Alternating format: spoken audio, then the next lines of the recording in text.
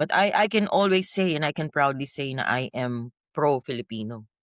Kasi wala naman ako nakikita sa gobyerno na alam mo yung pang-sarili kong benefit na sinasabi na nangungurakot or mga kung ano mang mga kickbacks na ganyan sa mga projects or whatever. Kaya ako, masasabi ko na pro-Filipino ako. Government officials, hindi naman lahat, Masasabi ko na kaya lang nila ginagawa yan kasi magtataka ka din, sa liit ng sweldo ng isang government official ba't sila gumagastos ng malaki para sa campaign, napapakamatay sila halos, nagpapatayan pa sila halos, makuha lang yung posisyon na yun. Ano ang meron dun? Huwag mong sabihin sa akin na dahil gusto mo lang mag-serve talaga sa taong bayan. May mga ganun pa rin na matitino na mga government officials na yun talaga ang gusto nila, pero mas maraming hindi.